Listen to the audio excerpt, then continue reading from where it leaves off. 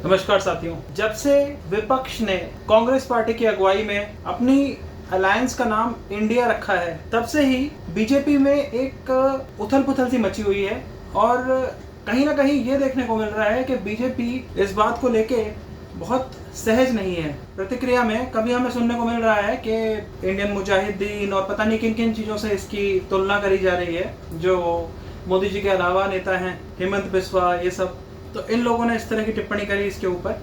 और मतलब जो आतंकी संगठन है या फिर जो इंडिया के, भारत के अगेंस्ट जो लोग आवाज़ उठाते हैं, जिस तरह के संगठन, उनसे इंडिया अलायंस की तुलना करे जाने लगी। साथ में मोदी जी की तरफ से ये भी आया कि ये इंडिया नहीं, ये घमंडिया है। ठीक है।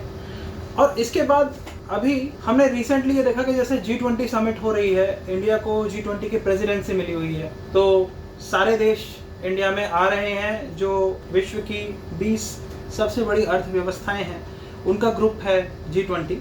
तो इसमें ठीक है कि व्लादिमीर पुतिन, रशिया के प्रेसिडेंट, और चीन के प्रेसिडेंट शी जिनपिंग, ये यहाँ पे नहीं आ पा रहे हैं। कनाडा के साथ भी हमारी बात कुछ बिगड़ती सी लग रही है। तो लेकिन बाकी कंट्रीज यहाँ पे आ रही हैं और वहाँ पे जो निमंत्रण भेजा गया है, अभी हाल ही में उस निमंत्रण में हमने देखा कि प्रेसिडेंट ऑफ इंडिया की जगह उसमें लिखा हुआ था प्रेसिडेंट ऑफ भारत। तो इसके बाद एक नए विवाद ने जन्म ले लिया, एक नई बहस उसने जन्म ले लिया। संसद का जो विशेष सत्र बुलाया गया है 18 से 22 सितंबर तक जो चलेगा, उस विशेष सत्र को ये भी कहा जा रहा है कि इंडिया अलायंस की बढ़ती सक्रियता को और बढ़ती लोकप्रियता को, जो उसे एक समर्थन मिल रहा है लोगों का, उसको देखते हुए बीजेपी का जो खेमा है वो सख्ते में आ चुका है। कहीं ना कहीं पहले ये लग रहा था कि जैसे बीजेपी को 2 चांसेस मिल गए हैं मोदी लहर के बूते, हो सकता है कि तीसरा चांस भी उन्हें मिल जाए। लेकिन अब जब से ये इंडिया अलायंस हुआ है, राहुल गांधी की भारत जोड़ो यात्रा हुई सबसे पहले, उसके बाद राहुल गांधी की सदस्यता चली गई थी और फिर उसको फिर से बहाल कर दिया गया, ये 2 बातें, और तीसरा ये इंडिया अलायंस जो इन 26 पार्टियों का है, जो कि विपक्ष, एक संगठित विपक्ष हमें दिख रहा है, इसका नाम जब से इंडिया रखा गया है, Indian national development inclusive alliance, तब से एक खलबली सी मची हुई है, एक असहजता हमें देखने को मिल रही है बीजेपी खेमे में खास तौर पे। तो इसी कड़ी में हमने देखा कि जो राष्ट्रपति हैं, उनका जो निमंत्रण भेजा गया, उसमें प्रेसिडेंट ऑफ भारत लिखा हुआ है। G20 के राष्ट्राध्यक्षों के नाम जो निमंत्रण भेजा है। अब यहाँ पे इस बात को हवा मिल रही है कि अब बहुत जल्दी इंडिया का नाम चेंज होके भारत रख दिया जाएगा। यहाँ पे वही वाली बात आती है कि नाम चेंज करने से कुछ होता नहीं है। और अभी हमें पता है कि करण सांगवान, जो कि एक अनअकैडमी के टीचर हैं, उनका मामला भी बहुत सुर्खियों में रहा था जब उन्होंने बोल दिया था कि पढ़े लिखे को वोट दो, अगली बार जब वोट दो तो सोच समझ के देना, जीवन में दोबारा ना झेलना पड़े कि पूरा एक क्रिमिनल जस्टिस सिस्टम ही बदल जाए, CRPC, IPC, एविडेंस, ये सब कुछ इनका मतलब एक आमूलचूल परिवर्तन इनमें आ जाएगा। तो जो नोट्स हैं, जितने भी तैयारी करी है अब तक की, उस सब पे पानी फिर जाएगा और सब कुछ शुरुआत से करना पड़ेगा। तो जीवन में ये दोबारा ना झेलना पड़े, इसके लिए उन्होंने ये बोला कि इसके लिए करण सांगवान ने यही कहा था कि अगली बार जब फैसला करो, अगली बार जब वोट दो, तो सोच समझ के देना, किसी पढ़े लिखे इंसान को देना, ताकि ये सब दोबारा ना झेलना पड़े। किसी ऐसे व्यक्ति को मत देना जो सिर्फ नाम बदलना जानता हो। तो साथियों, यहाँ पे हमें वही चीज़ होती हुई दिख रही है कि भारत, इंडिया, ये हमें पता है। अगर हम अपने संविधान को देखें तो कॉन्स्टिट्यूशन का जो आर्टिकल है 1, उसमें यही चीज़ लिखी है कि इंडिया दैट इज़ भारत। तो सबको पहले से ही पता है। तो इंडिया बोले या भारत बोले, इस पर कोई अंतर नहीं है। इंडिया इसलिए बोला जाता है भारत को क्योंकि सिंधु नदी जो है वो इंडिया से पास होती है और इसलिए उसका नाम इंडिया रखा गया है, उस इंडस रिवर के कारण, कि इंडस के पास जो लोग रहेंगे वो इंडियंस कहलाएंगे और उस रीजन का नाम इंडिया होगा। और भारत जो है वो महाराज भरत के नाम से लिया गया है, भारत।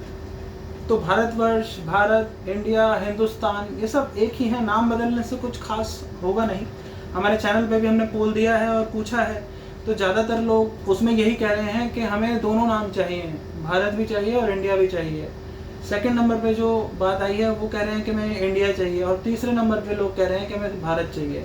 तो खैर, इससे आप समझ सकते हैं कि लोगों की सोच क्या है। ये एक इंडिपेंडेंट पोल है, आप भी उस पोल में हिस्सा लें और अपनी राय से हमें अवगत कराएं। कमेंट बॉक्स में भी बताएं कि जो एक विवाद ने जन्म ले लिया है, एक बात चल रही है कि इंडिया का नाम भारत रख दिया जाए और इंडिया हटा दिया जाए, तो उस पर आपकी क्या राय है? इससे क्या फर्क पड़ेगा? और अगर इंडिया और भारत जैसे चल रहा है तो इससे क्या नुकसान होगा? मतलब इंडिया नाम से अगर कोई हमें संबोधित करेगा या रेफर करेगा तो उससे क्या कोई नुकसान है?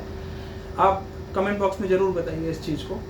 ये नाम कोई हमें अंग्रेजों ने नहीं दिया है, ये नाम हमेशा से है। ऐसा नहीं है कि इंडिया, वहाँ पे जब 1757 में बैटल ऑफ प्लासी हुआ, उसके बाद भारत जो बंगाल है, बंगाल के ऊपर, बंगाल तो हम आज वेस्ट बंगाल को बोलते हैं, लेकिन बंगाल, बिहार, उड़ीसा और ये असम, ये सारा एरिया ये बंगाल कहलाता था।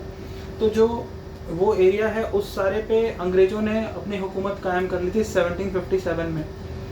और क्या उस समय इंडिया का नाम इंडिया रखा गया था? नहीं, इंडिया तो उससे पहले से रखा गया था। तो अंग्रेज़ों ने जो इसको नाम इंडिया दिया है, ऐसा कुछ नहीं है। और जो ये बात है कि अब पता नहीं इसमें सच्चाई कितनी है कि इसका नाम, इंडिया का नाम बदल के भारत रख दिया जाएगा, इसमें सच्चाई कितनी है नहीं पता। ये तो अगर कोई प्रस्ताव आता है तब इसके बारे में हम विचार करेंगे, लेकिन एक बहस ने तो जन्म ले लिया। और दूसरी चीज़ ये है कि जो विपक्षी दल हैं, 26 विपक्षी दल कांग्रेस की अगुवाई में, उन दलों ने अपना नाम जब से इंडिया रखा है तब से बीजेपी तो ये सोच रही है कि काउंटर कैसे करें। सत्ता पक्ष बीजेपी की अगुवाई में बहुत ज़्यादा असहज है इस नाम से।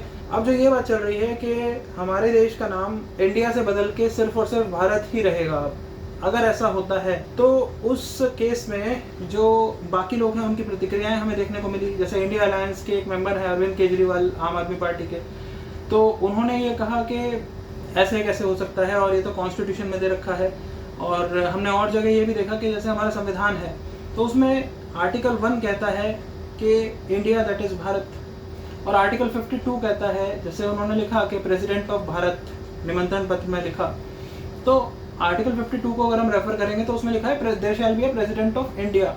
तो जब ये चीज़ है कि इंडिया दैट इज़ भारत और प्रेसिडेंट ऑफ इंडिया, तो क्या अब आर्टिकल 52 को भी बदला जाएगा? उसकी जो लैंग्वेज है there shall be a president of India, उसको बदल के there shall be a president of Bharat करा जाएगा। तो एक तरह से क्या ये संकेत हैं किसी बड़े बदलाव जो कि शायद हमारे संविधान के साथ होगा? ये तो आने वाला वक्त बताएगा कि बात क्या है और क्या होने वाला है।